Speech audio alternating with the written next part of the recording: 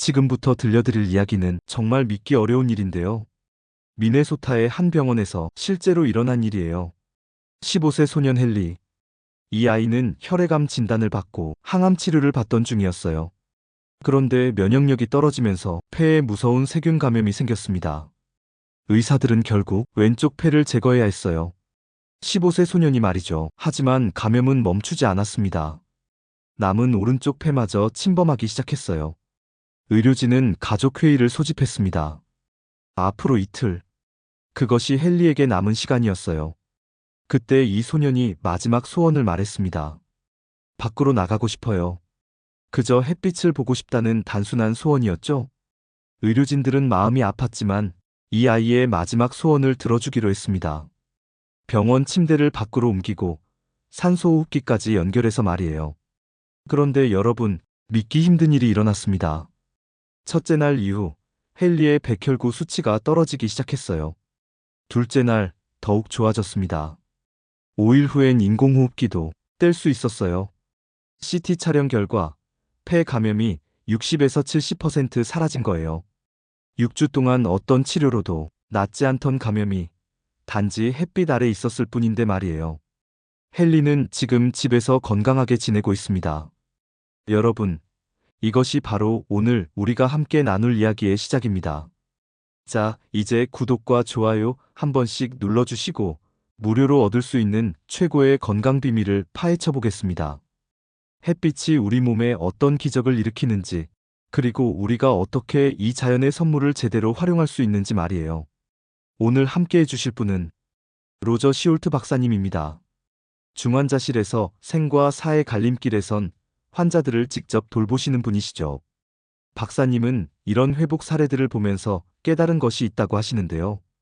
건강한 삶을 위한 8가지 기둥이 있다고 말씀하십니다. 영어로는 뉴 스타트, 새로운 시작이라는 뜻이에요. 화면에 8가지 보이시죠? 이 8가지가 우리 몸의 사슬을 이루는 고리들이라고 하시네요. 여러분도 들어보셨을 거예요. 창가에 가까운 병실의 환자가 더 빨리 퇴원한다는 얘기. 그냥 미신이 아니었던 거예요. 실제로 연구로 증명된 사실이거든요. 그럼 지금부터 박사님과 함께 햇빛이 우리 몸 깊숙한 곳까지 어떤 변화를 일으키는지 차근차근 들여다볼까요? 특히 우리 몸의 작은 발전소라고 불리는 미토콘드리아와 햇빛의 놀라운 관계. 정말 흥미진진한 이야기가 기다리고 있어요. 여러분, 혹시 고등학교 생물 시간을 기억하시나요? 미토콘드리아는 세포의 발전소다 이렇게 배우셨을 거예요. 그때는 단순히 암기만 했죠. 그런데 로저 박사님은 중환자실에서 환자들을 돌보시면서 놀라운 사실을 발견하셨어요. 코로나19로 돌아가신 분들의 공통점을 찾아보니까 모두 이 작은 발전소들이 제대로 작동하지 않는 상태였다는 거예요. 잠깐 생각해 보세요. 여러분 집에서 전기가 70% 줄어든다면 어떨까요? 세탁기와 전자레인지를 동시에 쓸 수 없을 거예요. 불도 어둡고 에어컨도 제대로 안 돌아가겠죠. 집 전체가 비정상적으로 돌아갈 테니까요. 바로 이런 일이 우리 몸에서 일어나고 있어요. 나이가 들면서 미토콘드리아의 에너지 생산량이 약 70%나 떨어진다고 해요. 그럼 우리 몸은 어떻게 될까요? 간에서는 지방이 쌓이기 시작해요. 심장은 점점 약해지고요. 뇌에서는 치매 증상이 나타날 수 있죠. 박사님 말씀으로는 당뇨병, 심장병, 신장병, 치매. 이런 만성질환들의 뿌리가 바로 여기 있다는 거예요. 미토콘드리아가 제대로 일하지 못하는 것 말이에요. 그럼 어떻게 해야 하나요? 여기서 햇빛이 등장합니다. 잠깐, 여러분도 경험해 보셨을 거예요. 정류장에서 버스를 기다리는데 옆차에서 쿵쿵거리는 음악이 들려오죠? 높은 음은 잘 안 들리는데 저음만 둥둥 울려서 들리잖아요. 이게 바로 물리학의 기본 원리예요. 파장이 긴 소리는 멀리, 깊숙이 전달되고 파장이 짧은 소리는 가까운 곳에서만 들려요. 햇빛도 마찬가지예요. 자외선은 파장이 짧아서 피부 표면에서 비타민 D를 만들어주죠. 그런데 적외선은 파장이 길어서 우리 몸 깊숙이, 그러니까 8cm 정도까지 들어간다고 해요. 바로 이 적외선이 우리 세포 속 미토콘드리아까지 도달해서 마법을 부린다는 거예요. 어떤 마법일까요? 자동차로 비유해 볼게요. 엔진이 돌아가면 열이 나죠? 그 열을 식히지 못하면 엔진이 망가져요.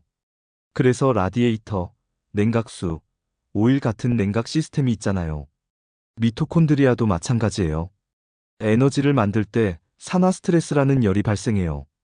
이걸 식히지 못하면 미토콘드리아가 망가지죠. 그런데 놀랍게도 미토콘드리아는 자체 냉각 시스템을 가지고 있어요. 그게 바로 멜라토닌이에요. 멜라토닌이요? 잠들 때 먹는 그 영양제 말인가요? 맞아요. 그런데 우리가 아는 건 뇌에서 만들어져서 혈액으로 돌아다니는 멜라토닌이고요. 지금 말하는 건 각각의 세포 안에서 만들어지는 멜라토닌이에요. 이건 혈액으로 돌아다니지 않아요. 그 자리에서 바로 미토콘드리아를 보호하는 강력한 항산화제 역할을 하죠. 그럼 이 세포 속 멜라토닌을 어떻게 늘릴 수 있을까요? 바로 햇빛의 적외선이에요. 2019년에 발표된 연구에서 이 놀라운 사실이 밝혀졌어요.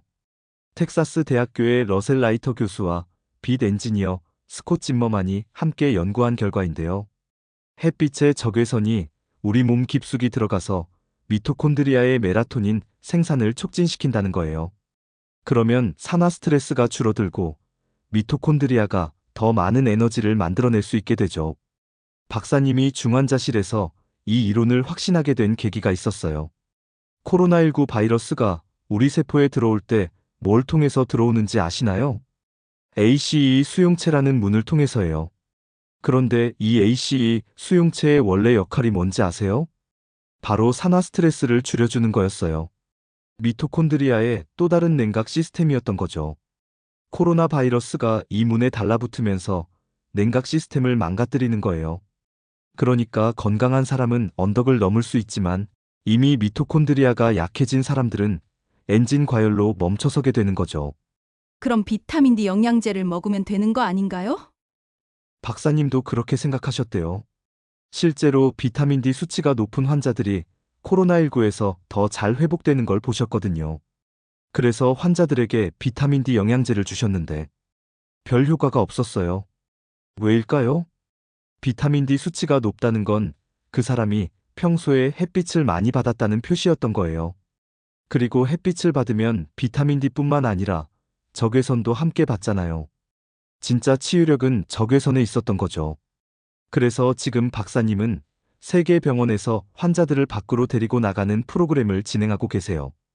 100년 전 병원들이 그랬던 것처럼 말이에요. 여러분, 창가 침대의 비밀을 이제 아시겠죠? 단순히 기분이 좋아서가 아니라 우리 몸속 수십조 개의 작은 발전소들이 햇빛을 받고 다시 힘을 얻고 있었던 거예요. 다음 시간에는 이 이론이 실제 환자들에게 어떤 놀라운 결과를 가져왔는지, 그리고 우리가 일상에서 어떻게 활용할 수 있는지 알아보겠어요. 잠깐, 그 전에 한 가지만 더.